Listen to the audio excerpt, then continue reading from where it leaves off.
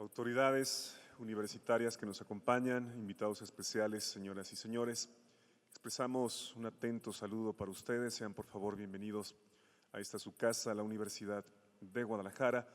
Les hacemos partícipes que los escritores Carlos Fuentes y Gabriel García Márquez acordaron donar el monto de las becas que el gobierno mexicano les otorgó como creadores eméritos a la Universidad de Guadalajara para fundar la Cátedra Latinoamericana Julio Cortázar hace ya 2 décadas y 1 año. Desde entonces, esta cátedra ha cumplido su propósito de ser un espacio académico de alto nivel, donde confluyen la imaginación, la razón y la crítica para propiciar el diálogo y la reflexión continuo sobre la sociedad y la cultura latinoamericanas.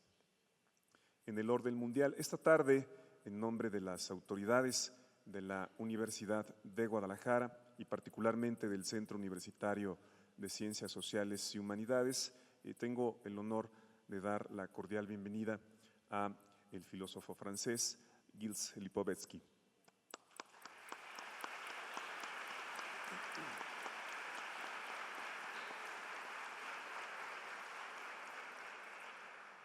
Quien dictará la magistral conferencia La estetización del mundo, y bueno, la semblanza del conferencista correrá a cargo del doctor Jacques Lafay.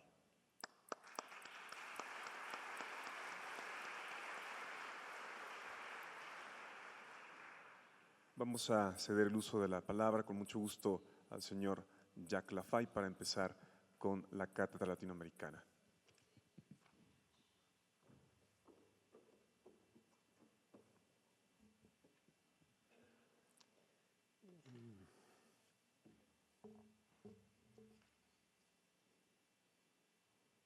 Con su venia, señor rector, antes de cumplir con mi cometido de presentador, voy a abrir un breve paréntesis.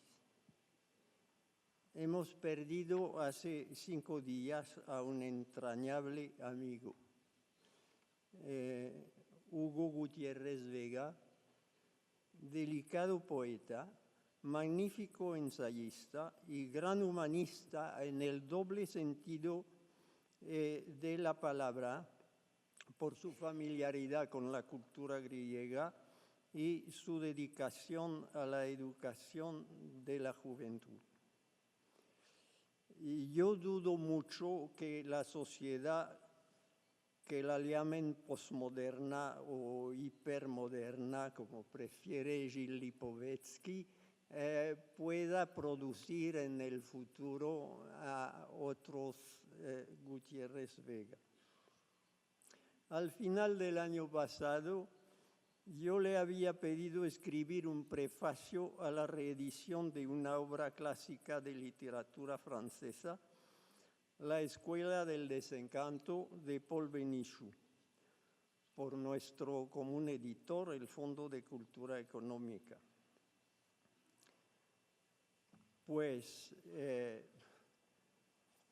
el último mensaje que recibí de él me decía: querido Jacques, he aceptado escribir el prefacio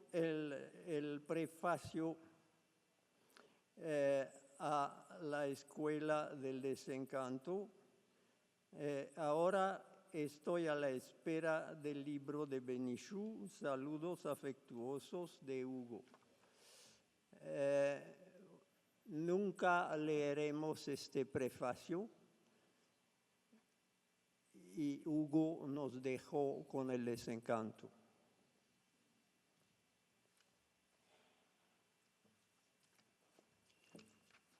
Ahora voy a hablar de nuestro invitado.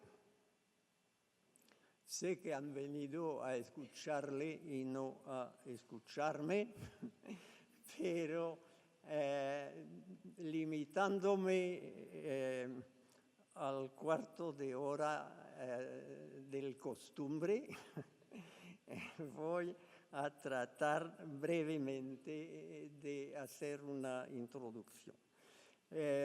Nuestra época es la del tiempo medido y de los cambios acelerados, entonces no me arriesgo. Este fenómeno ha sido objeto de reflexión por parte de los más esclarecidos filósofos del orbe occidental desde más de medio siglo.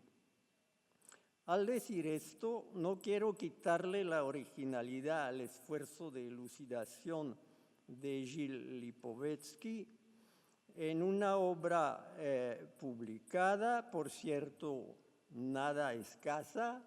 Voy a citar los títulos en español por anagrama de Barcelona.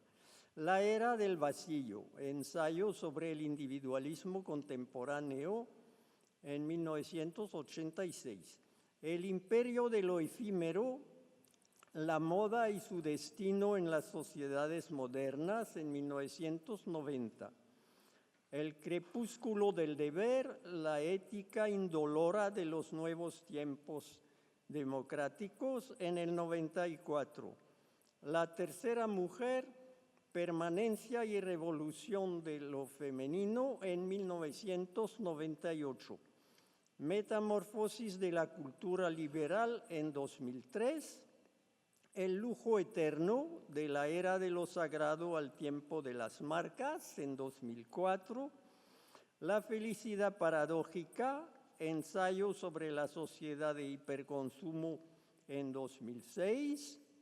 La sociedad de la decepción, también en 2006. Los tiempos hipermodernos en 2007. La pantalla global, cultura mediática y cine en la era hipermoderna en 2007. La cultura mundo, respuesta a una sociedad desorientada en 2008. El occidente globalizado, un debate sobre la cultura planetaria en 2010.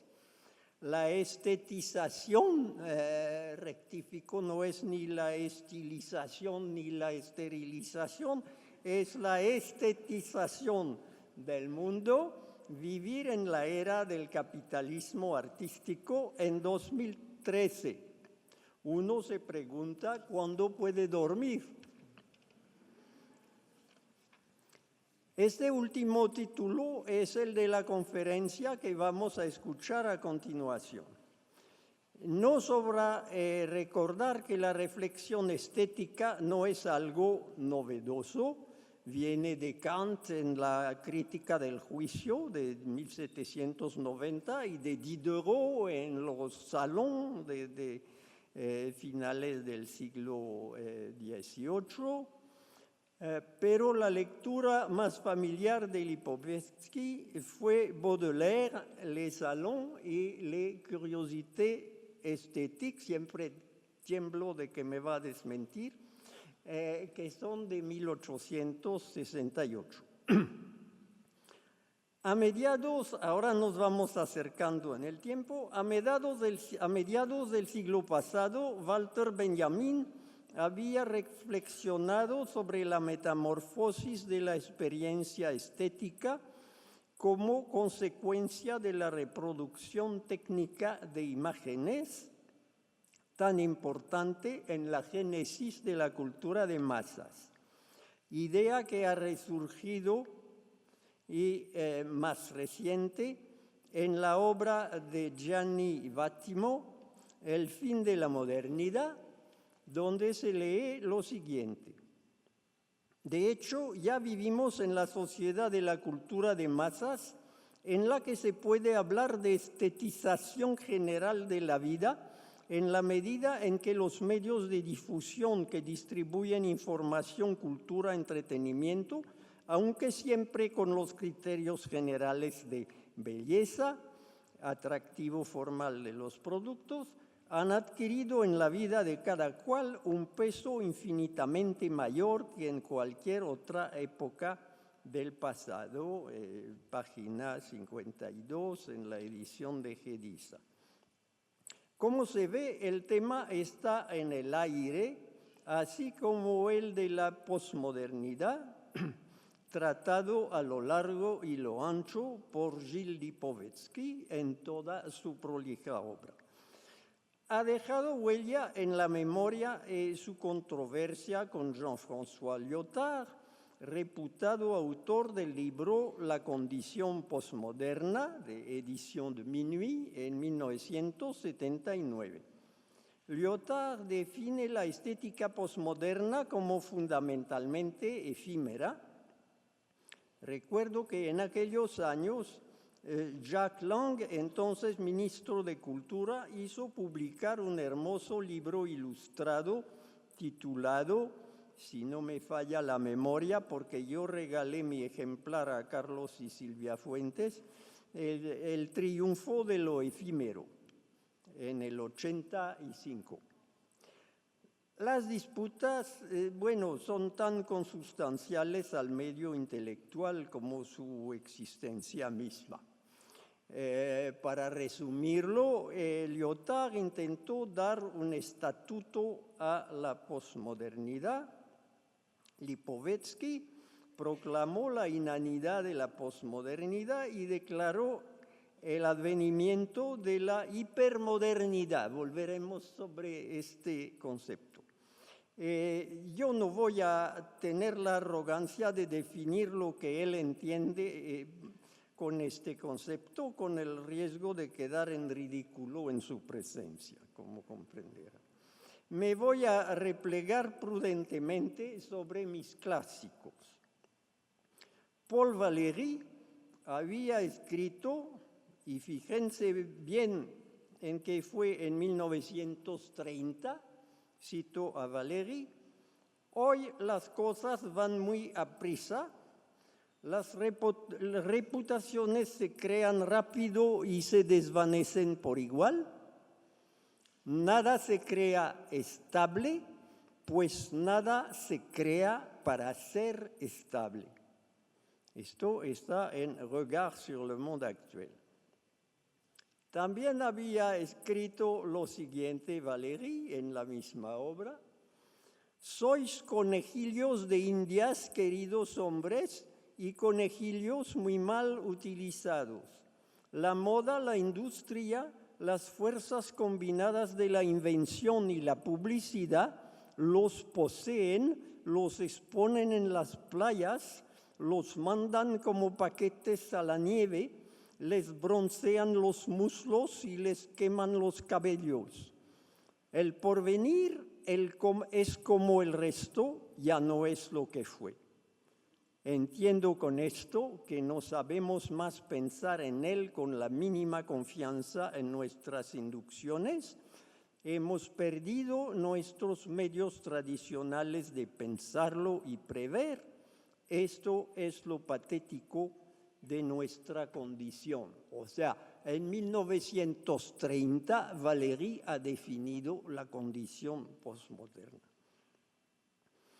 Viene a decir que las obras de Lipovetsky han sido precedidas y acompañadas por una ola de ensayos prestigiosos, también de Karl Mannheim, Diagnóstico de nuestro tiempo, en el 43, de René Guénon, La crisis del mundo moderno, en el 46, de Gilbert Durand, Estructuras antropológicas de lo imaginario, en el 60, de Marshall McLuhan, Understanding Media, The Extensions of Man, en el 64, de Alvin Toffler, El shock del futuro, en el 70, fue un bestseller internacional, de Marcel Gauchet, El desencantamiento del mundo, en 85, de Norbert Elias, La sociedad de los individuos, en el 87,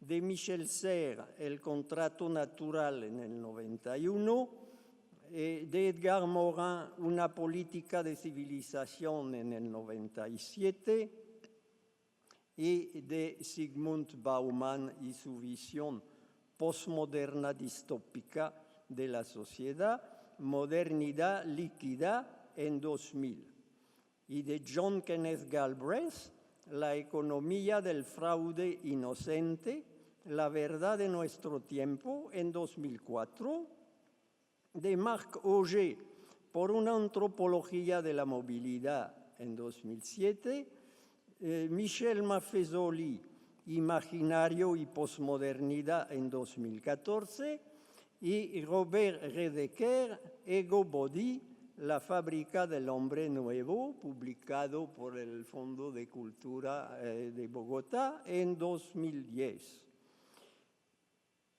Y aún voy a prescindir de media docena de otros bestsellers buenos a mi modo de ver para las librerías de aeropuertos. Casi todos los autores que acabo de enumerar han recibido en su carrera intelectual la influencia de Nietzsche, Marx, Heidegger, Freud, o sea, la banalidad moderna. Ahora, sobre la moda y su interpretación como lenguaje, hay que reconocerle a Roland Barthes la prioridad. Con todo, ni Jacobson ni Barthes han inventado la semiótica.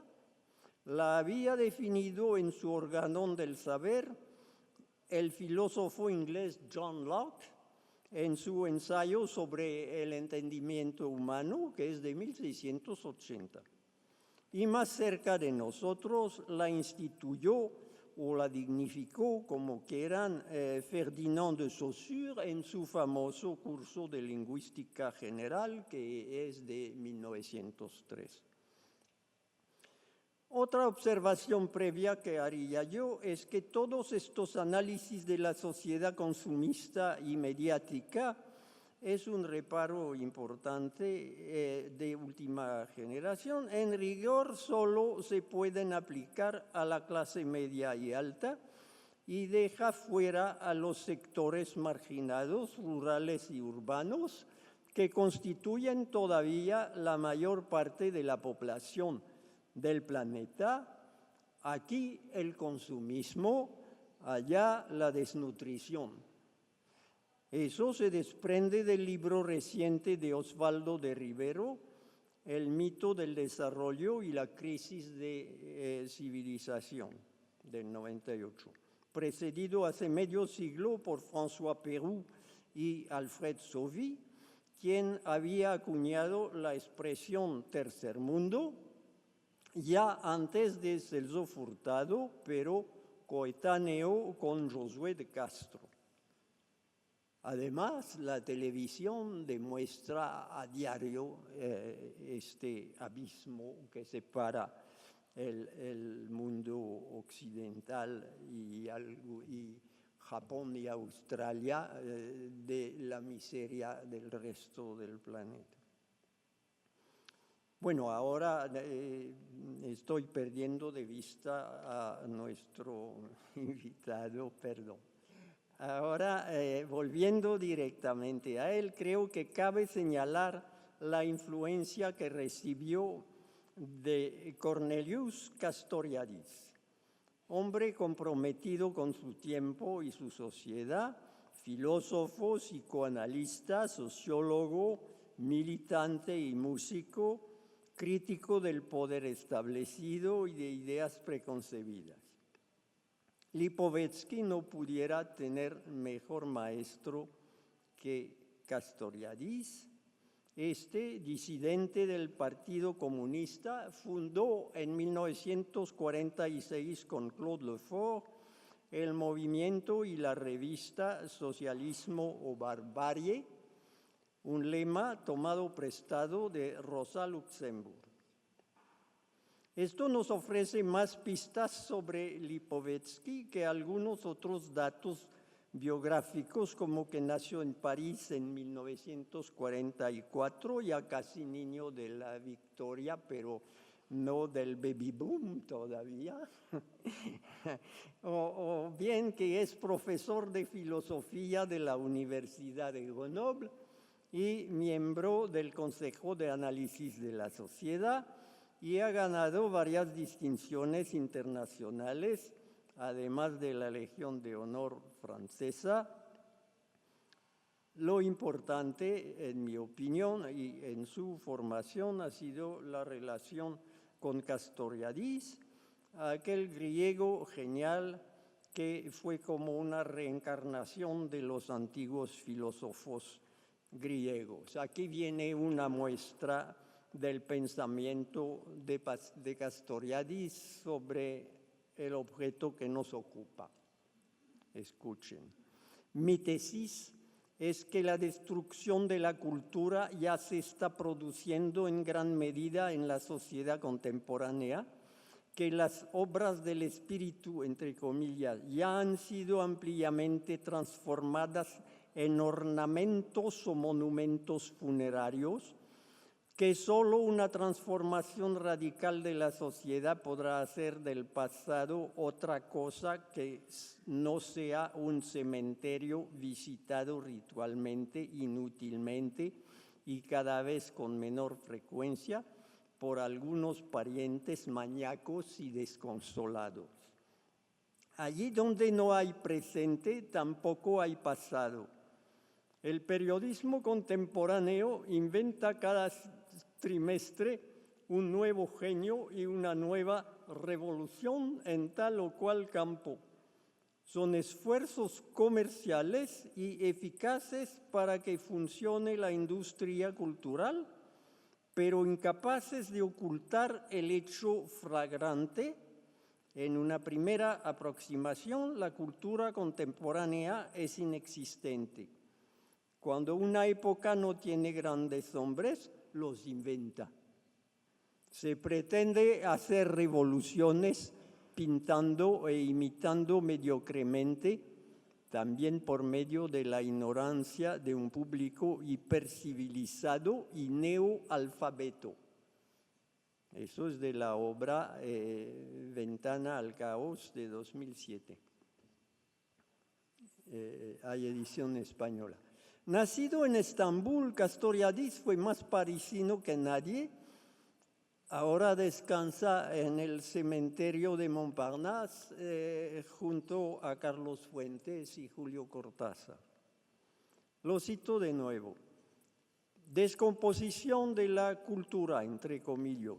Y cómo no, si por primera vez en la historia la sociedad no puede pensar nada ni decir nada sobre sí misma, sobre lo que es y lo que quiere, sobre lo que vale y lo que no vale para ella, y en primer lugar, sobre la cuestión de saber si ella se quiere como sociedad y como cuál sociedad. Es del mismo libro.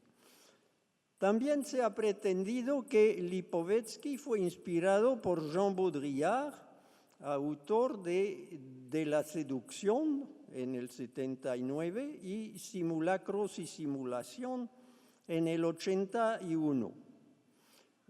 Yo no sé qué pensar. Lo único que puedo decir es que leer a Baudrillard es un suplicio por su hermetismo y sus paradojas.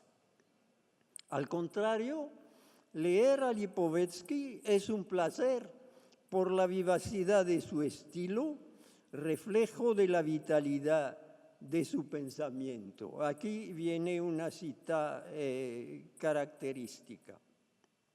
Cito a Lipovetsky, con su permiso. Nuestra nueva barbarie es la de la conformidad como de la norma y del derecho, también de la indiferencia. Cada día desaparece una lengua, cada día se reduce algo más el espacio del que disponen las últimas comunidades humanas exentas de evangelistas y mercaderes chinos, y cada día formas sociales milenarias con su andamiaje de creencias, de ritos y de costumbres salen más desequilibradas, borradas por la marea de representaciones de la técnica y del occidente. No es un azar si el inmenso campo abierto por los antropólogos queda tan poco explotado por la filosofía y la ciencia política. ¿Cómo imaginar que los aztecas sean otra cosa que sacrificios humanos? Esto es del Occidente mundializado de 2010. y voy a hacer otra cita. En los años 60-70, la ideología contestataria e hipercrítica tuvo gran éxito, igual que la minifalda. Los Beatles, Marx y Freud Superstar, suscitaron exégesis delirantes, discursos miméticos en masa y multitud de émulos y lectores. ¿Qué queda hoy de ello? En pocos años, las referencias más veneradas han caído en el olvido. Mayo del 68, entre comillas, es viejo, y lo que era inabarcable se ha vuelto inquietante. No por un cambio crítico, sino por desinterés. Ha pasado una fiebre y se inicia otra con la misma fuerza epidérmica. Al final, se cambia de orientación en el pensamiento como se cambia de residencia, de mujer o de coche. Los sistemas de representación se han convertido en objetos de consumo y funcionan virtualmente con la lógica de la veleidad y del Kleenex. Pues esta es una muestra del estilo de Gilles Lipovetsky, para los que todavía no lo han leído. Dados todos los antecesores ilustres que hemos reseñado, se van a preguntar qué quedaba por decir cuando llegó Lipovetsky. Ya ven que mucho, él mismo va a demostrarlo en su conferencia. Yo me voy a limitar a subrayar un punto de convergencia que tengo con él y me parece fundamental para el esclarecimiento de este caos a que se reduce la cultura mediática de hoy. Lipovetsky afirma que nuestro líquido amniótico comunicacional no es posmoderno, sino hipermoderno. También asegura que el hiperindividualismo actual es solo una fase del individualismo que empezó su dominio en el siglo de las luces. Yo diría que más en el romanticismo. Ahora bien, todos los demás analistas y comentaristas de la llamada posmodernidad han enfatizado su absoluta novedad.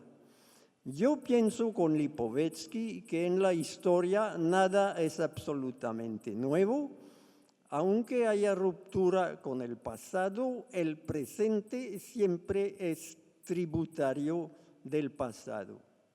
El mérito de nuestro invitado es, en mi opinión, el haber mostrado que la hipermodernidad es un nuevo avatar de una modernidad que se inició en el siglo XVIII, lo que él califica como la segunda individualización del Occidente. Viene al caso recordar que en la fecha simbólica de 1968, el sociólogo Georges Ballandier reunió en la Universidad de Neuchâtel un coloquio sobre el tema Sociología de las mutaciones, con unos participantes de gran prestigio como Jacques Beck, Edgar Morin, Roger Bastide, Jean Cazeneuve, Alfred Sauvy. A la luz de esta obra colectiva, yo concluiría que la liquidez de la hipermodernidad es solo la más reciente mutación de la cultura humana occidental, que todavía falta mucho para que sea global.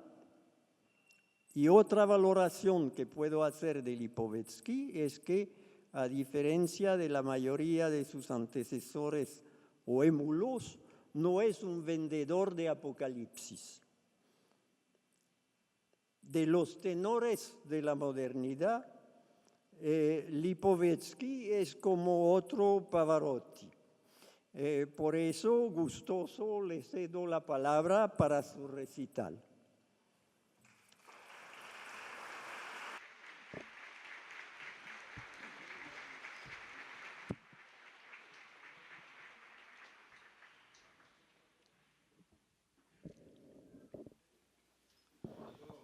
Primero, Quiero agradecer a las autoridades de la Universidad de Guadalajara por su invitación en su hermosa ciudad que no conocía. Vine muchas veces a la Ciudad de México, pero no había llegado hasta Guadalajara. Ya está hecho. Gracias por su invitación. Agradezco también al público de estar tan numeroso aquí. Esto me llega hasta el corazón. Jacques Lafay, muchas gracias de su presentación, en la que voy a hacer algunos comentarios. Sin desviarme realmente de mi conferencia, aprecié mucho lo que dijo al final en cuanto al Apocalipsis. Es el punto en el que estoy de acuerdo con Castoriadis. Habría también tal vez ahí una disidencia con los otros pensadores modernos. Ellos tienden a satanizar radicalmente nuestro presente. Hay muchos argumentos para esto, pero cuando se es un intelectual, hay que estar atento en cuanto a la realidad, los hechos. Y la construcción de un sistema de pensamiento no debe llevar al ocultamiento de la complejidad, de la diversidad, de las paradojas del mundo en el que vivimos. Entonces, es esta complejidad paradójica que voy a intentar analizar hoy a través de esta pregunta sobre la estética en el universo moderno. Y usted subrayó la relación con la historia. Muy rápidamente voy a hablar de la estetización del mundo, decir que la estetización no es un fenómeno reciente. Ciertamente, hay un texto de Marx en los manuscritos de 1944 en los que él recuerda que la relación a lo hermoso es consustancial a la humanidad. Y hay etnólogos que han demostrado la importancia de la estética en las sociedades neolítica y del paleolítico. Estética, por supuesto, no tenía el mismo sentido que hoy en día. Lo importante era que la estética está integrada en la mitología, en sistemas religiosos, en sistemas de magia, y a menudo en estas sociedades no había el concepto de hermoso, de bello, de estética o el concepto de artístico. Y sin embargo, el trabajo sobre las formas, los sonidos, es un fenómeno que acompañó la humanidad. Pero, podríamos decirlo, era una estética al servicio de los dioses. Y luego, para ir más rápido y llegar hasta hoy, a partir del Renacimiento hubo una especie de cambio de modelo. La estetización se volvió un privilegio de los estratos superiores, de la corte, del rey, de las clases altas, burguesas, aristocráticas. Y la estetización del mundo se volvió una forma de valorar su posición social, de ponerse a uno en valor. Y la estetización se volvió un instrumento del poder, un instrumento de la potencia y del poder en general. Por supuesto, esto pasó después de miles de años. Y lo que voy a intentar analizar hoy es que, en cierto sentido, seguimos en esta aventura multimilenaria de la humanidad, pero lo que pasa hoy es totalmente nuevo al mismo tiempo. ¿Qué hay de nuevo? Pues, por primera vez, la estetización del mundo no es obra de los dioses o de los príncipes, sino obra del capitalismo. Es el mercado que manda y es él que transforma nuestro entorno cotidiano integrando el parámetro estético. Por supuesto, cuando digo eso, veo sus rostros con sus protestas y tienen razón en protestar, ya que el capitalismo en este punto, como en otros puntos, no tiene buena fama y no es nuevo. Desde el siglo XIX, el capitalismo no ha dejado de estar acusado de ser el criminal de la cultura, de romper los cuerpos y las almas. Y según lo que se dice, y no solamente los marxistas lo dijeron, autores tan importantes como Ruskin, como William Morris, en el siglo XIX, protestaban ya en contra de lo feo, la fealdad del mundo industrial, de la máquina que creaba cosas feas, que copiaba el trabajo hecho a mano, con amor por el artesano, la máquina que copiaba. Hoy en día hablamos de kitsch, de cosas sin valor. Este capitalismo que atrofiaba el pensamiento del hombre. Es Charlie Chaplin en los tiempos modernos que hace el mismo gesto a lo largo de su vida, que no puede querer lo que está haciendo porque no puede crear algo nuevo en este camino estandardizado, totalmente aferrado a una máquina, mientras que el artesano hace cosas de valor, de calidad con sus manos. Entonces, ahí está la idea que el mundo industrial es un desastre. Y estas críticas han seguido a través de los siglos, hasta el siglo XX, con toda razón. Los pensadores de la Escuela de Frankfurt han denunciado la industria cultural, en el cine, la tele, el show business, que han creado estereotipos en el cine, el bueno, el malo, el feo, el cowboy, la prostituta. Son estereotipos que no tienen un valor cultural fundamental. La televisión también ha creado una especie de chicle de los ojos. Es una crítica recurrente de la cultura masiva. Y podríamos seguir diciendo que a lo mejor no lo hemos visto todo, ya que el capitalismo no hace más que enfriar o hacer un entorno más feo. Destruye la naturaleza con la polución atmosférica, visual. Tal vez llegue, de hecho, a ser invivible. Y es ahí donde yo voy a reaccionar. Tengo que precisar que estas críticas y muchas otras de las que no he hablado están totalmente justas, exactas. Pero, ¿solo hay eso?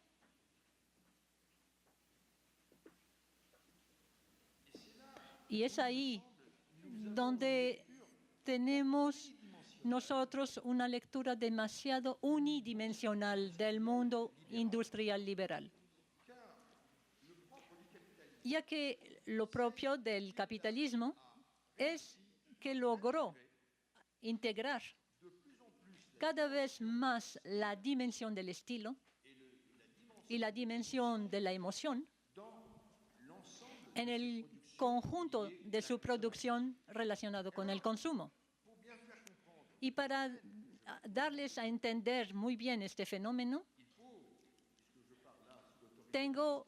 y hablo siguiendo a un historiador eminente, hablar de la fecha, a partir de cuándo no podemos hablar de una fecha simbólica, o podemos hablar como fecha de la mitad del siglo XIX. ¿Qué pasó ahí?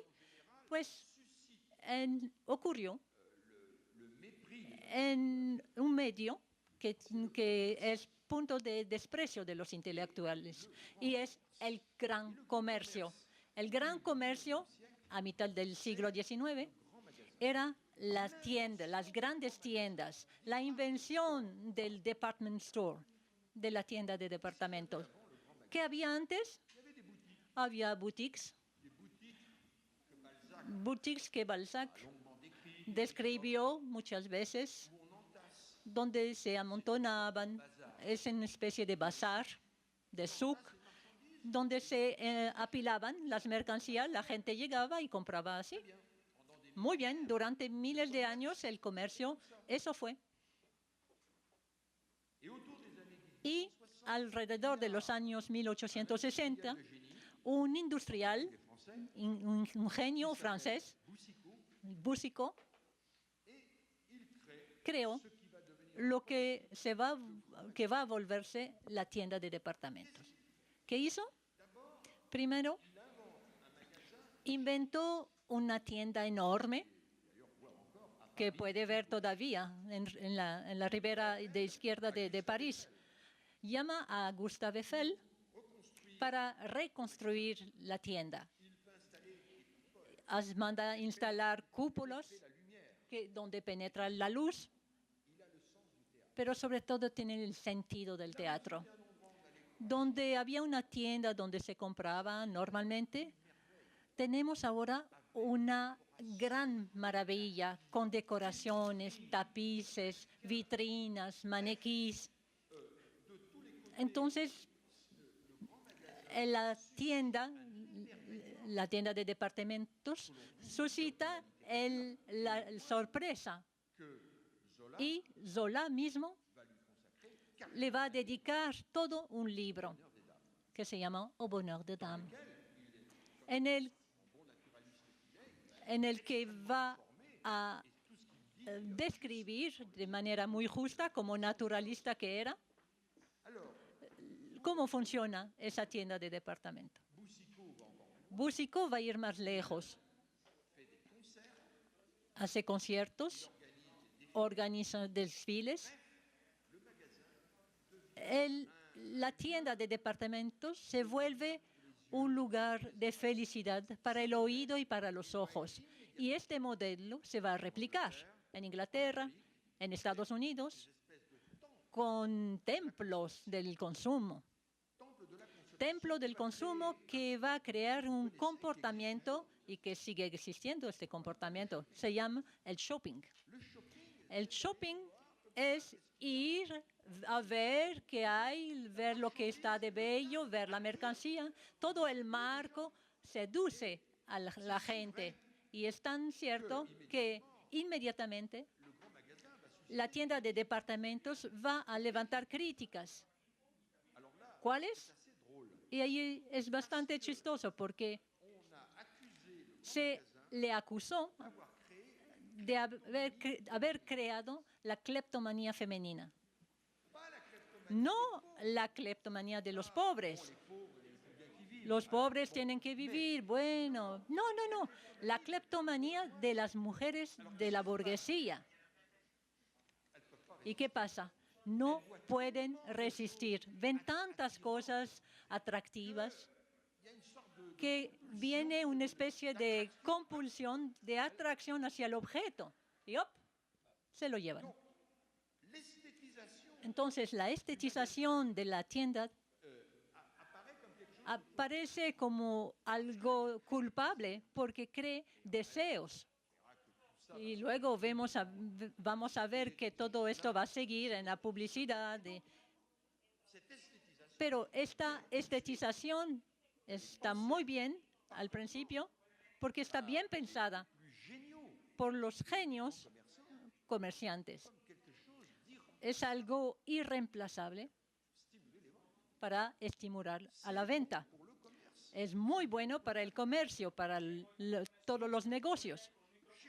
Y entonces Se trataba de crear cosas bellas, atractivas, atraer a los consumidores para que compraran. Este ejemplo me parece realmente prototípico. ¿Por qué? Por primera vez hay una integración de un instrumento económico dentro de una dimensión estética. Hasta ahora había escépticos, pero como lo dije, era el mundo de la artesanía, que era un mundo muy pequeño de relaciones personales entre clientes y artesanos. Si no, en el mundo económico era de productos agrícolas y la dimensión estética no existía.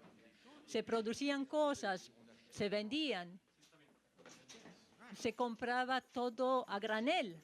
Iba con el comerciante y pedía aceite y le llenaba una botella. Era la venta a granel. Pero cuando Boucicaut inventa la tienda de departamentos, los americanos inventan el packaging. Este packaging era algo genial. Es decir, en vez de comprar a granel, en vez de llenar una botella con leche o una bolsa con avena, se le va a vender un paquete, un embalaje. Esto se complicó porque el paquete no era cualquier cosa. El embalaje debe atraer, entonces se le va a pedir a un diseñador diseñar un packaging que atraiga a los clientes. Y hablado ahí del final del siglo XIX, con las máquinas que van a permitir fabricar ese packaging. Tenemos otra dimensión de la estética. No se trata solamente de vender un producto, se trata de vender un producto envuelto en un packaging muy atractivo. Se podría hoy matar a un producto si no cuida el color, el diseño, el nombre. Todo se vuelve un objeto de reflexión estética para justamente atraer a los clientes. Entonces, tiendas de departamentos, packaging, publicidad, son los mismos años. Es la edad de oro de la publicidad, con el cartel, donde se ve la dimensión estética de manera muy increíble, muy formidable. Hay hoy en día museos de la publicidad, donde podemos admirar la publicidad de Manet, de Toulouse-Lautrec, y muchos otros que son realmente obras de artes a nivel grafismo. Y voy a brincar las etapas. Muy rápidamente, al principio del siglo, aparece el cine. El cine, del cual Malraux decía que era una industria, pero también un arte. Y independientemente de la mediocridad de la gran producción cinematográfica, de todas maneras, hay algo que es admirable en el cine y que ha creado la extraordinaria figura de la belleza, es la star, la estrella. La estrella de cine es una verdadera invención estética. Es producida, es un producto. No un producto de pintor, de artistas, sino de 20 artistas, de maquillistas, de salones de cirugía estética. Es el resultado admirable que hizo soñar, que fascinó a las masas del mundo entero, aun cuando la película era insignificante. Y hubo muchas películas muy malas, pero la star, la estrella, nunca es insignificante, es admirable. Es como la quintesencia de la belleza del siglo XX, como la geisha lo fue en la cultura japonesa. Es decir, una creación pura, totalmente artificial de la belleza, pero una belleza totalmente fascinante. Entonces, vemos lo que pasó. Es decir, hasta los años 50 se ve que el capitalismo ya había sido capaz de producir cosas a nivel industrial, pero cosas estéticas al mismo tiempo. Pero eran cosas que tenían sus limitaciones. Y ahí estamos en una lógica hiper, es decir, que lo que era de dimensión reducida se volvió una dimensión gigantesca. Hoy, si estamos en una hipermodernidad estética, es porque la dimensión estética o las estrategias estéticas están presentes en todas partes. Es la razón por la cual con Jean Serrois, hemos presentado el concepto que es un oxímoro, de capitalismo artista. Capitalismo artista. Exagera, me decían, el capitalismo es el dinero, los dólares. Y el arte, pues el artista es algo desinteresado, la gente no habla de dinero. Sí, lo oigo, pero eso es una visión muy romántica, legítima, pero una visión cultural del mundo. El arte, desde Cro-Magnon, el hombre de Cro-Magnon, y desde las pinturas rupestres, no tienen la misma definición que con Baudelaire. Baudelaire, sí, diría un capitalismo artístico no existe. Él detestaba todo lo que tenía una relación con el dinero. Era de mentalidad vulgar. Su dandismo era muy radical, como Flaubert. Pero la realidad se fue más allá y el arte hoy no se reduce a lo que es la noción de desinteresado. Es como 150 años en la noción. Nunca fue desinteresado realmente. En las sociedades antiguas, cuando había esculturas, cuando se hacían máscaras, cuando se hacían danzas, tatuajes, todo era todos excepto desinteresado. Se trataba de capturar las fuerzas invisibles, de capturar el enemigo, de tener una buena cosecha. Siempre había un interés detrás de todo esto. Entonces, creo que debemos aceptar esta idea de paradoja, que hoy estamos en un sistema que funciona de manera que el nivel mercantil ha incorporado en su funcionamiento lógicas estéticas.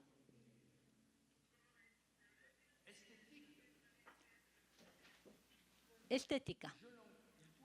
Hay que entender este término como, o en el sentido moderno de la palabra, es decir, de trabajo en la forma, de la búsqueda de lo bello, de la belleza, pero no es su único sentido. Cuando hablo de estética, siempre mando a la definición griega de aesthesis. Los griegos lo definían como la dimensión de las emociones, de las sensaciones. Entonces, cuando hablo de capitalismo artista, hablo de un sistema económico que explota la dimensión de la belleza, sí, pero también de las emociones. Estética no es solamente la belleza formal, sino todo lo que nos hace reír, llorar, nos impacta, o lo que impacta nuestras emociones. Es lo que espera cuando va al cine, cuando escucha una canción. Todo esto son lógicas emocionales. Y emocional manda entonces o reenvía esta dimensión de la estética. Quisiera ahora profundizar un poco. ¿Cómo funciona este capitalismo estético o capitalismo artista? Voy a ahondar. Ya saben que escribí un libro muy grande. Voy a tener que resumir un poco. voy a concentrarme en 4 lógicas fundamentales para entender cómo hoy en día hay esta relación entre la dimensión económica y la dimensión estética. Primera lógica. Diría que es la generalización del reino del design o del diseño.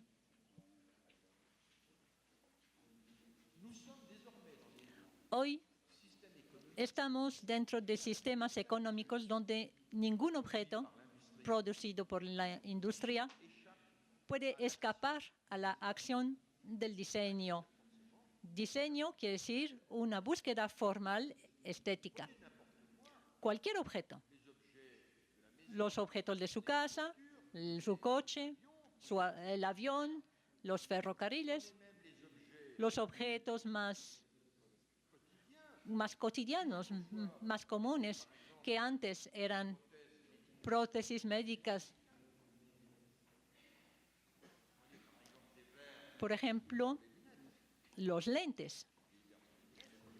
Los lentes son hechos para ver, es algo muy útil. Bueno, sí, pues miren ahora.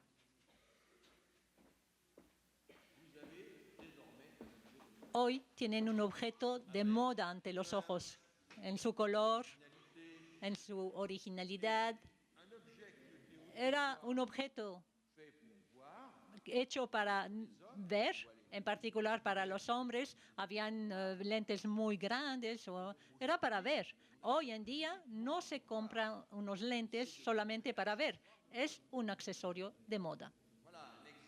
Esto es un objeto muy emblemático. Podría hablar de los relojes o de objetos más triviales. Miren las casas burguesas de antes. Había el salón, muy chic, y luego llegaba la cocina y era horrible, porque la cocina era para los domésticos, los empleados. Y hoy en día, si va a la tienda IKEA, pueden ver obras de arte en las cocinas, en cuanto a colores, decoraciones. Todo es maravilloso. Casi no podemos comer allí porque es muy chic.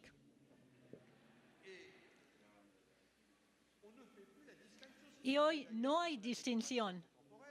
En la decoración, la cocina es integrado al living room, a la estancia, porque es la misma dimensión estética, con búsqueda de materiales muy refinados.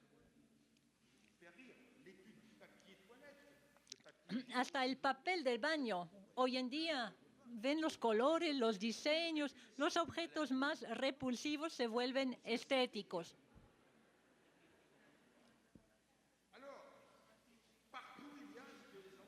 Y en todas partes está el proceso de diseño que se introduce en todo. ¿Por qué? La razón es evidente. Se sabe desde Louis, el diseñador Louis, que después de la Segunda Guerra lanzó toda una industria de marcas que tenían dificultades. Según su célebre lema, la fealdad se vende mal. Y ahí los norteamericanos entendieron rápidamente. Y entonces se le dejó trabajar. Louis trabajó con Lucky Strike y cambió el packaging de la cajetilla de cigarro y las ventas se dispararon. Era más chic, más tendencia, más moda. Entonces la gente compraba. Y como ningún objeto escapa hoy en día a este concepto, tenemos una estetización generalizada de nuestro marco de vida. Cualquier objeto hoy en día es producido a través de este concepto de estetización. Hace unos días en París estaba trabajando con Bic, ¿saben? Los plumas, también los encendedores Bic. Aún ellos tienen o trabajan con la dimensión estética. Ya no se puede vender cualquier objeto así nomás. Hay muchos estudios para vender. La dimensión no es solamente visual, es lo que le decía, también es emocional. Está también en la búsqueda de los sonidos, porque si piensan en la diferencia entre un lipstick y una marca de marca y uno que encuentra en el supermercado, es decir, entonces dos objetos muy diferentes, van a poder ver que la diferencia es la calidad del material, pero también el ruidito, el pequeño clic. También se estudia. Hay equipos de especialistas que estudian el pequeño clic que hace digamos, labial. Hay ruido vulgar, dicen. Y si llegan también en un hotel muy chic, cuando cierra la puerta, no es el mismo ruido que en un hotel barato. El sonido es obra de un diseñador. Y es lo que hace la diferencia entre un producto de lujo y un producto que no lo es. Entonces, la dimensión del entorno sonoro, táctil, según el material que va a utilizar. Hay productos agradables de tocar, otros que no lo son. Y vean el ejemplo absoluto de lo que es el capitalismo marxista. Perdón, del capitalismo artístico. Es Apple.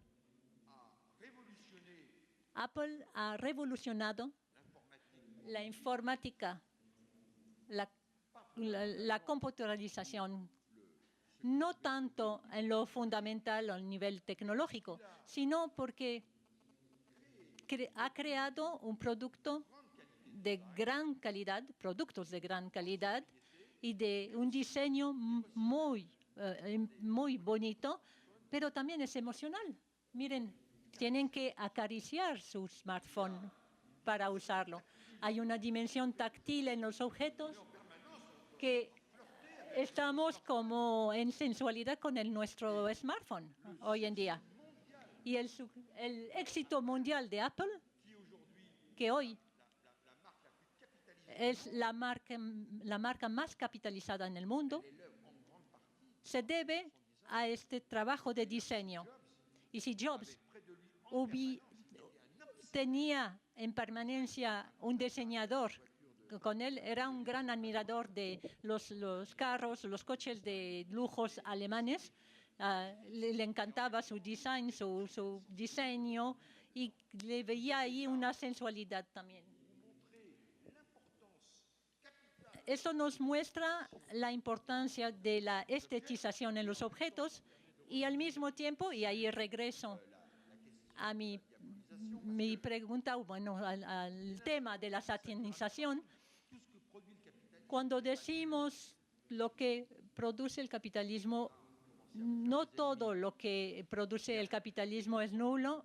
Ahí se van a enfrentar a enemigos. Y sin embargo, los mismos que denuncian la producción del capitalismo, yo creo que les gustan algunos objetos.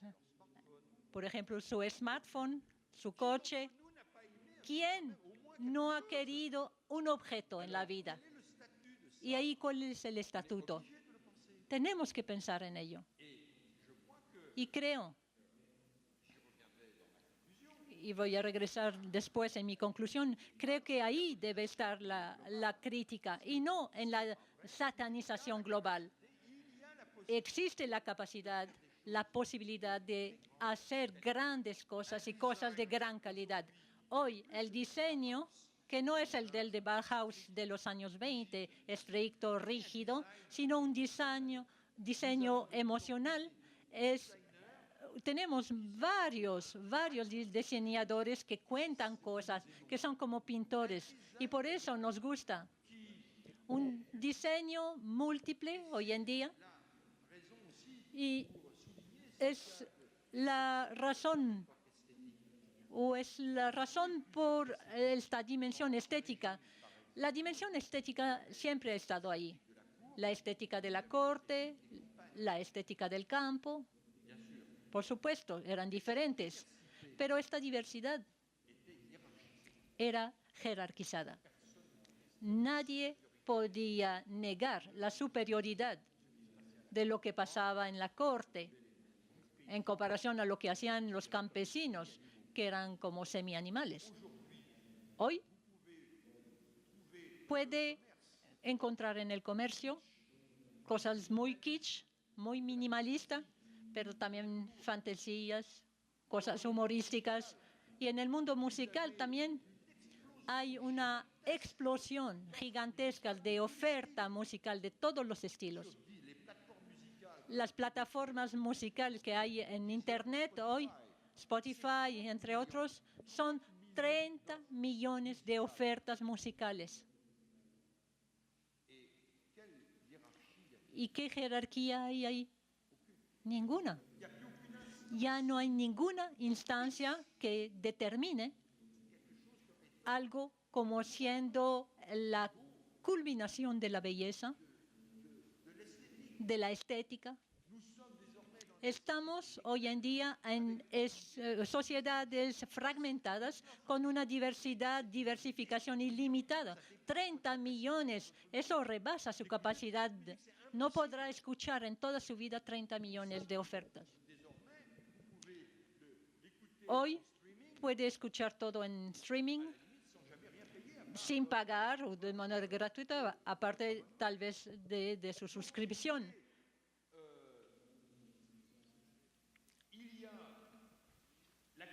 Entonces, sí se puede criticar al capitalismo.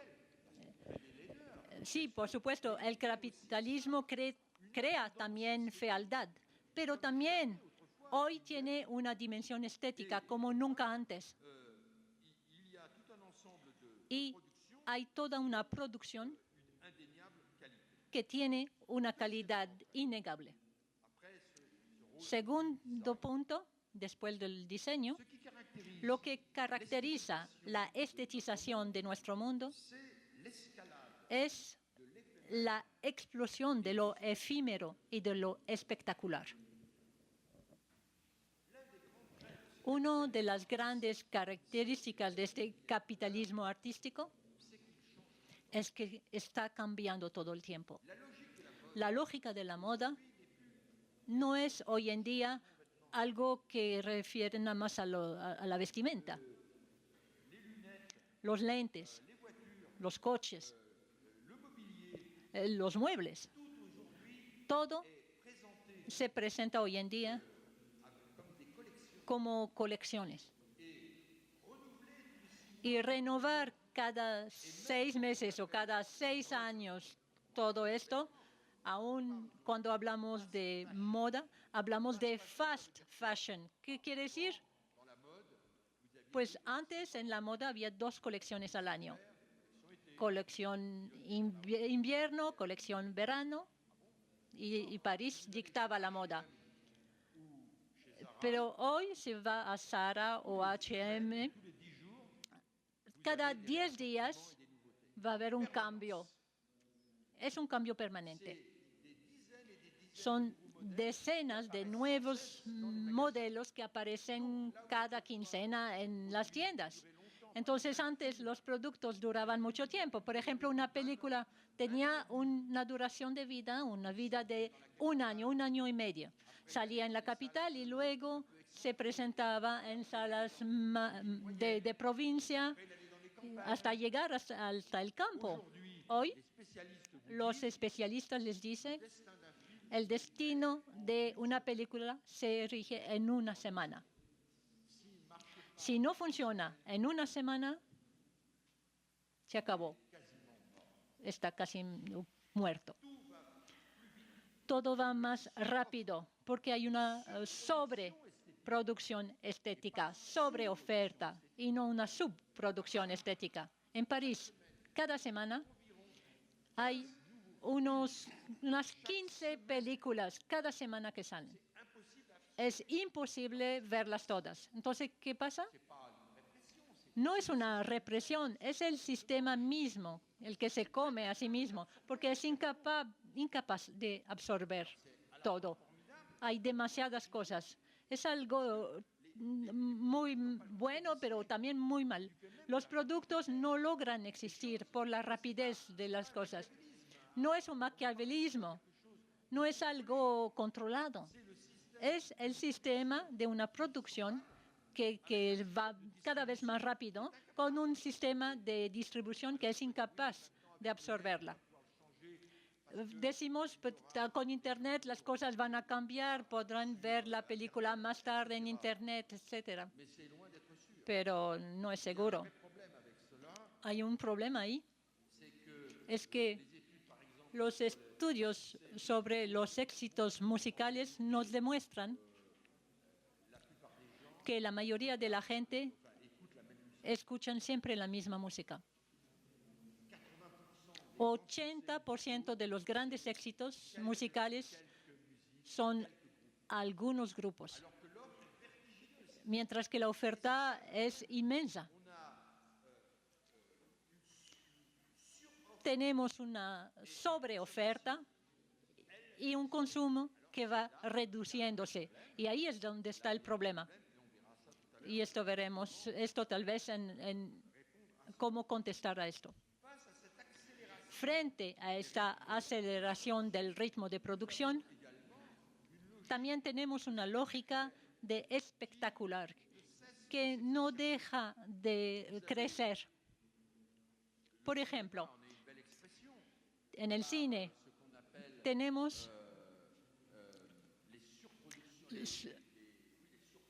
sobreproducciones cinematográficas de Hollywood con presupuestos enormes, cada vez más enormes, con efectos especiales, para que la gente esté atraída en un espectáculo enorme también que pueda impactar las emociones del público. Tenemos esto también en la arquitectura. Durante mucho tiempo, la arquitectura fue minimalista, simple. Hoy en día, desde los años 80, 90, tenemos lo hiperespectacular de la desconstrucción con Gehry, con cosas magníficas, increíbles, pero muy espectaculares. Cuando van a ver el Guggenheim de Bilbao, en España, estamos impactados por la potencia espectacular de este edificio. Y hay uno nuevo en París hoy en día.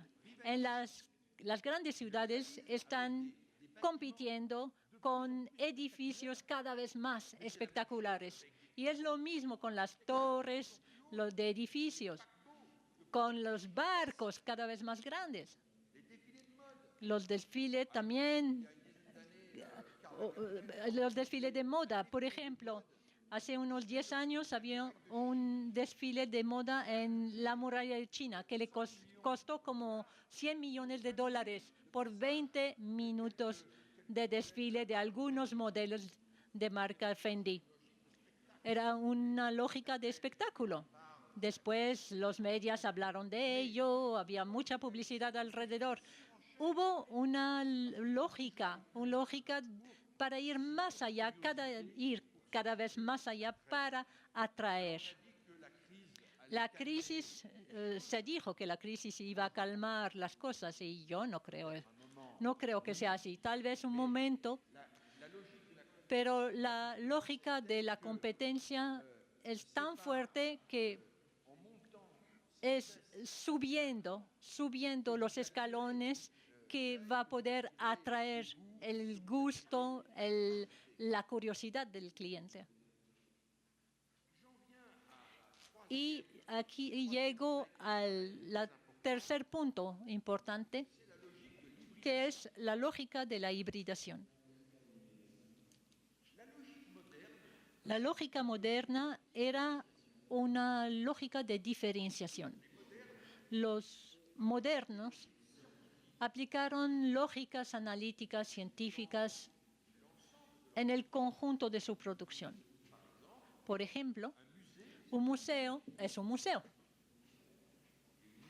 Y una fábrica es una fábrica. La moda es moda, el arte es el arte. Bueno, hoy ya no es verdad. Hoy tiene grandes museos que exponen creadores de moda. Bueno, Yves Saint Laurent, Armani han presentado su desfile en el Metropolitano de Nueva York. Mi pregunta es, ¿qué quiere decir eso? El museo del siglo XVIII era el lugar de las obras de arte de la humanidad. Es su definición. Pero cuando los creadores de moda y de marcas comerciales, por lo tanto, exponen en los museos,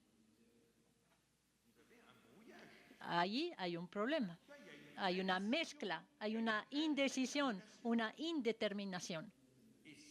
Y esto es típico de lo que caracteriza el capitalismo artista. Vemos que en todos lados hay marcas. Por ejemplo, podemos saber marcas de trenes. De hecho, se llamó a Christian Lacroix, que es un gran creador de moda, para acondicionar el vagón de tren. Hay ahí una hibridación entre la industria y la moda. Por ejemplo, puede entrar en una galería de arte y no va a saber si es moda o si es arte. En todos lados hay sistemas de combinación, de asociación que eran impensables en el universo de antes. Hay marcas como Vuitton. Vuitton hace entonces bolsas. Es su, digamos, es su producto, su primer producto, ¿no? Pues cada año Vuitton llama a artistas contemporáneos de vanguardia, Stéphane Proust, Murakami, que van a crear una colección de bolsas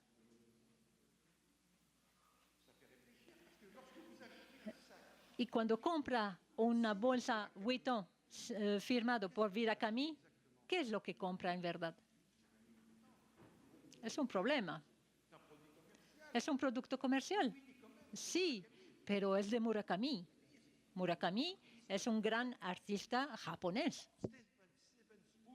Stéphane Proust era lo mismo con él. Es un artista que venía de London Rhyme y que hizo algo para el top del lujo. Pasó lo mismo con la marca Longchamp, una marca francesa que llamó a Tracey-Emin, que es una artista inglesa, que se le llama Trash. Ella cuenta sus historias de amor, fotografía su cama con preservativos de sus amantes.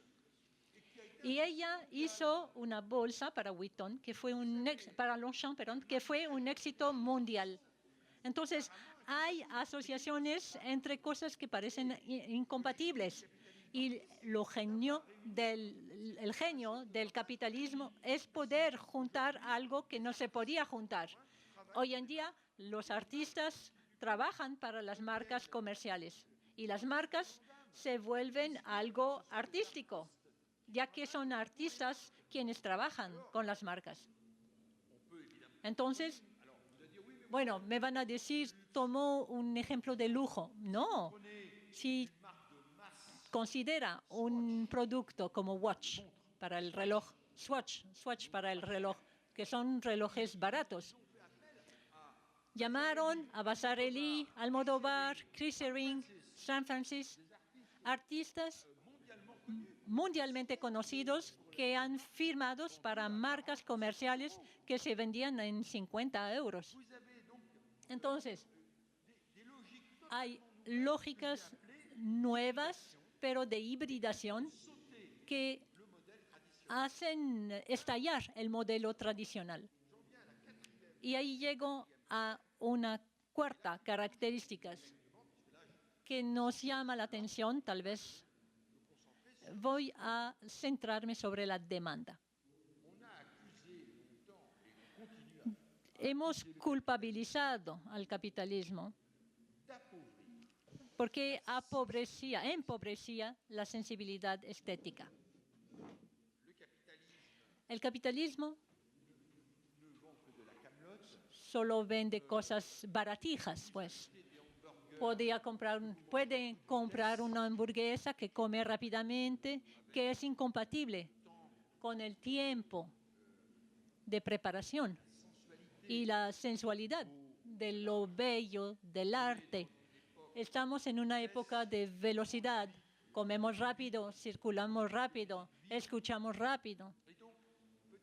Y poco a poco el capitalismo proletariza el consumidor, que ya no tiene un gusto estético, que piensa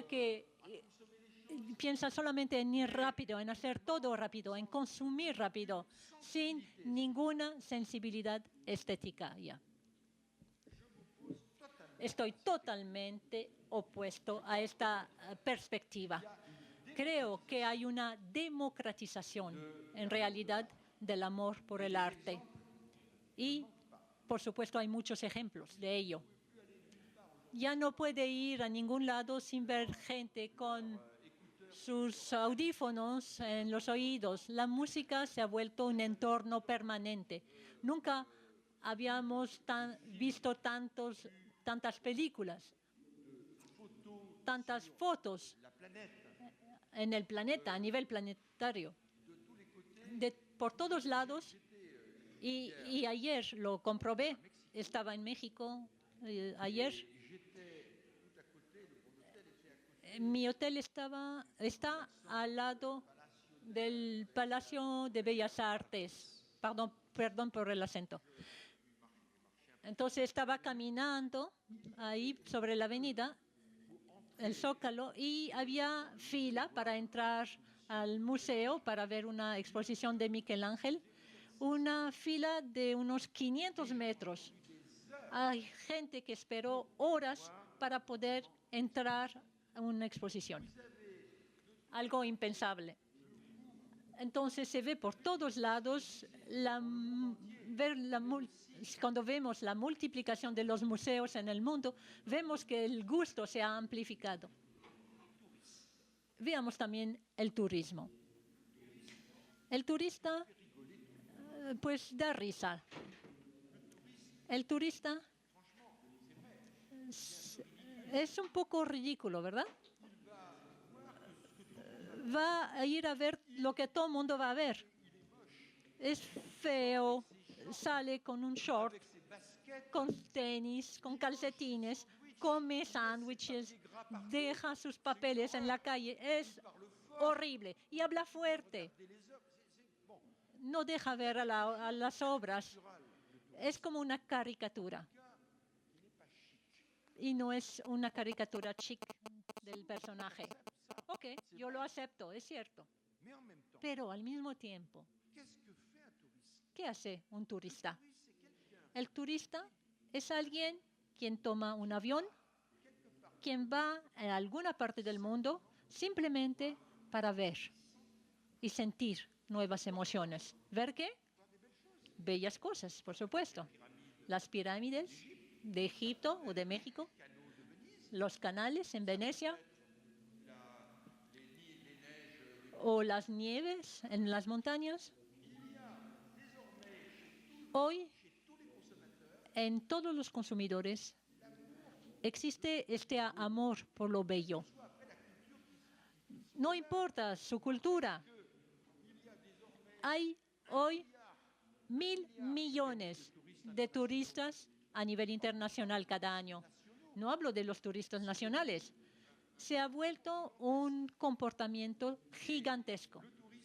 El turista ilustre la palabra de Paul Valéry, de la que hablaba hace rato.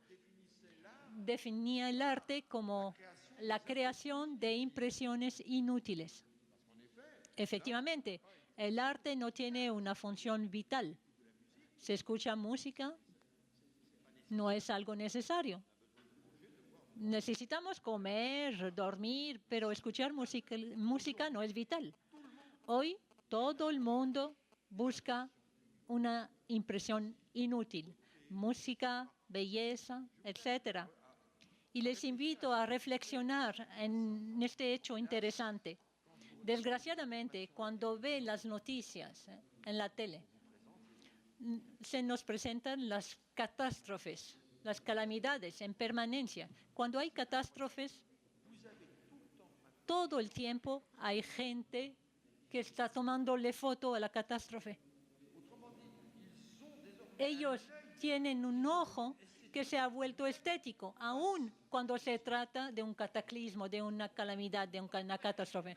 Decían, había una tempestad, era magnífico. Pues sí, era magnífico, aunque dramático. Entonces, la sociedad de consumo, la sociedad de la imagen, ha difundido, ha creado una nueva mirada. Les voy a contar una anécdota personal. Mi abuela vivía en el campo y no entendía qué iba a buscar yo al campo. Para ella, el campo era para guardar borregos. No imaginaba que el monte, el cerro o el campo era bello. Era un lugar de trabajo para ella. Y desde el Renacimiento, y sobre todo desde Rousseau, tenemos un sentido estético de la montaña. Hemos estetizado lo que hasta ahora no era estético. El mar para los marineros no era estético. Hoy contemplar el mar es algo increíble. Hay tarjetas postales, hay fotos. Es como una educación del ojo. El capitalismo, multiplicando las imágenes, el consumo, ha creado a un nuevo consumidor, un consumidor transestético, como diría yo. Y a partir de esto, ¿qué juicio debemos hacer acerca de este capitalismo? Y ahí se complican las cosas. Primero, hay que subrayar que la dimensión estética se ha vuelto muy importante, pero no es el único estándar, el único parámetro. En el mundo en el que vivimos hay parámetros que no son estéticos o normas que no son estéticas. Las normas profesionales de eficiencia, los estándares médicos, los estándares ecológicos. Somos o estamos en sociedades con conflictos, con contradicciones intraculturales. Y eso es muy bueno. Ya que si solo existiera la dimensión estética, lo que hubiera encantado a los dandy del siglo XIX, realmente no es una solución. Necesitamos una dimensión moral, política, para juzgar. Si solo tuviéramos la estética, podríamos perder todas las demás dimensiones. Y al mismo tiempo, con esta multiplicación de los factores, que es algo positivo, hay un problema. El capitalismo artista ha difundido lo que yo llamaría una ética estética. Vivimos en la era de la estetización de la ética. ¿Qué quiere decir esto? Quiere decir que nuestra buena vida nos manda o nos reenvía al placer.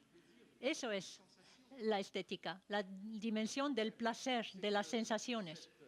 Y el problema es que esta ética estética que nos gusta se enfrenta a cosas que no son estéticas. Cuando uno trabaja, no le pide a uno que sea feliz. A uno le piden resultados. Estamos en sociedades cada vez más conflictuales. más conflictivas. La estetización del mundo no es la sociedad de la felicidad. Hay exigencias contradictorias. Por ejemplo, la dimensión estética. En las tiendas, en la tele, tenemos modelos con cuerpos muy perfectos, pero al mismo tiempo hay también sobrepeso por nuestra alimentación y entonces hay un conflicto entre el ideal estético y la realidad práctica. Y hablando de los estándares médicos, la norma estética es la búsqueda de la felicidad, del placer, del presente, del gozo. Y al mismo tiempo, los médicos nos dicen, no deben exponerse al sol, es cancerígeno. No coma esto, es muy malo para lo cardiovascular. Entonces, la vida de gozo es contrariada por otras normas. Y la sociedad en la que vivimos no puede identificarse con la sociedad del placer, del gozo, que la publicidad, del consumo, etcétera, nos muestra. Eso es ideología. En la realidad estamos permanentemente en conflicto, en contradicción. Así que la vida se ha vuelto complicada, a diferencia de las sociedades del pasado, que eran sociedades tradicionales, donde se planteaban muchas preguntas. Ahora reflexionamos, todo es un problema. Entonces, frente a esto, ¿cuál actitud debemos proponer para esta sociedad estetizada? Lo dije al principio, pienso que el papel de un intelectual responsable es tomar la realidad como es y hacerla evolucionar, desarrollarla. Sobre todo cuando esta realidad es tan compleja, cuando no es la encarnación del mal absoluto. Y quise mostrar que hay cosas desagradables en este capitalismo artista, pero hay también otras cosas que no lo son. Me parece que a partir de esto podemos, digamos, sacar conclusiones, dos conclusiones. La primera es que no debemos satanizar este sistema. Hay que hacerlo evolucionar, desarrollarlo. Hay que hacerlo evolucionar celebrando el valor de la calidad. La edad moderna, la edad de Ford, de Taylor, ha ganado la batalla de la cantidad. Todos tenemos una televisión, todos podemos tener un coche, un teléfono. Sabemos producir a corto plazo. La modernidad ha logrado eso. Pero si hablamos de cualidad o de calidad, es otra cosa.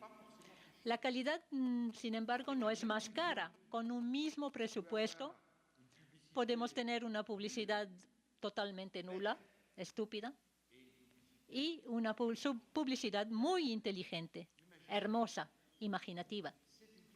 Es una cuestión de creatividad.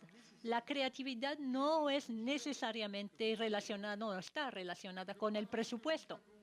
Entonces, creo que debemos concientizar a saber que en los mercados debemos ganar la batalla de la calidad, de realmente elevar la calidad de las cosas y no tener un concepto anticapitalista que no tiene posibilidad de desembocar en algo. Y mi segunda conclusión sería que para dar a entender este valor de la calidad, hay que empezar muy temprano. Creo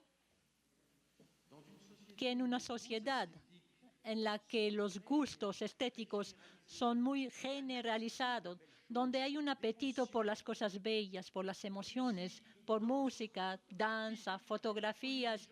Miren Facebook, Todo el mundo toma fotos y los envía por Facebook y todo el mundo le pone me gusta. Hay algo como una nueva actitud de la gente en relación a la creación, a la belleza, al video. Podemos desarrollar esto con una educación artística más intensa, en la escuela, por ejemplo. La educación artística en la escuela no es solamente para hacer funcionar el capitalismo, es como un medio, más bien, para frenar la cultura de consumación, de consumo. Si uno puede crear, consume menos. Si le gusta bailar, si le gusta cantar, si le gusta esculpir, pues tal vez va a ir menos en las tiendas, en los centros comerciales, porque tiene un gusto por algo. Pero este gusto, pues, tiene que llegar con herramientas. Esas herramientas es aprenderlo. No es algo innato. Si da a un niño unos lápices, va a dibujar enseguida y poco a poco eso desaparece, esta actividad desaparece. Tenemos ahí una responsabilidad. Hay un trabajo enorme que hacer en la educación artística en las escuelas. Y voy a defender la educación artística no como lo hacía Schiller en el siglo XVIII, diciendo que la estética o el arte va a salvar la humanidad. No, no es el arte que va a salvar a la humanidad. Por supuesto que no vamos a resolver los grandes problemas como la pobreza, como la contaminación con arte. Es la inteligencia, es la ciencia, la técnica que va a ayudar a encontrar estas soluciones. Pero al mismo tiempo, necesitamos otras cosas que la inteligencia. Necesitamos movilizar las sensibilidades, las emociones y hacer que los seres humanos que somos no estemos reducidos a compradores de marca. Comprar una marca está bien, tampoco hay que satanizar esto, pero no debe ser el objetivo de vida.